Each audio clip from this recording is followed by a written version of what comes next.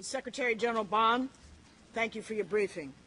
Special Representative Kubis, welcome back to the Security Council. And please share with the UNAMA staff and the UN country team our deep gratitude for their continued hard work and dedication. I would also like to thank Ambassador Tanin for his partnership and to congratulate Foreign Minister Carr and Ambassador Quinlan on Australia assuming leadership of the 1988 Committee and Afghanistan-related resolutions in the Security Council. Mr. President, Afghanistan and the international community are at an important juncture. As we've seen in recent weeks, challenges remain, but we continue to work together to achieve our shared goals. President Karzai visited Washington in January and discussed with President Obama strengthening Afghanistan's democratic institutions and supporting the country's long-term economic and social development. President Obama and President Karzai also reaffirmed the U.S.-Afghanistan Enduring Strategic Partnership Agreement they signed in May 2012. Security remains key. The Afghan National Security Forces now have the lead in overseeing security for nearly 90% of the Afghan population. And with the recent announcement of the fourth tranche, 52 new districts in the north and center of Afghanistan will soon be secured by Afghan forces.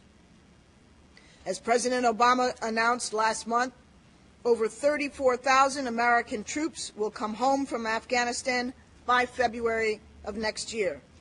We expect the fifth and final tranche of the transition will be announced this spring, when Afghans will lead for security across their entire country.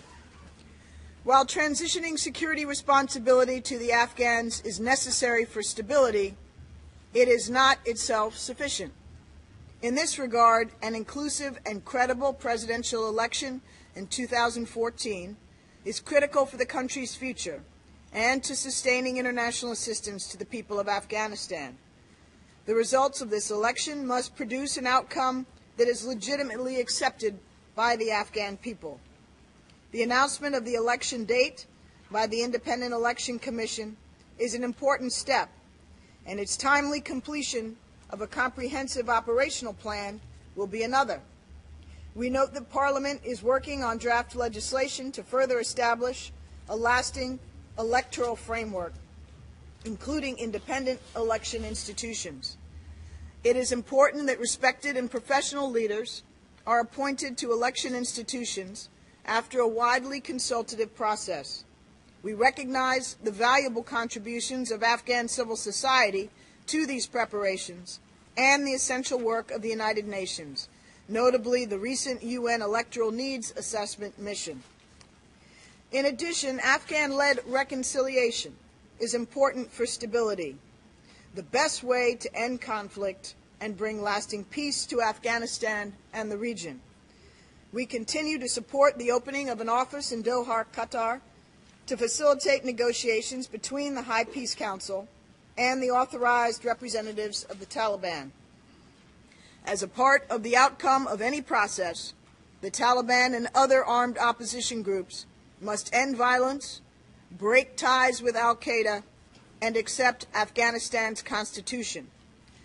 The outcomes of peace and reconciliation must respect the historic achievements that a unified and sovereign Afghanistan has made over the past decade, including protecting the rights of all citizens of Afghanistan, women and men, as guaranteed under the Constitution.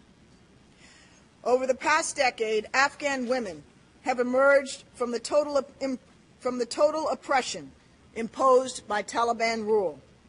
Women are essential partners and contributors to building a strong civil society and a stable nation. Afghan women hold office at the national, provincial, and local levels, serve on the High Peace Council and in provincial peace councils. They start and run businesses of all kinds and organize to serve their communities and have their voices heard.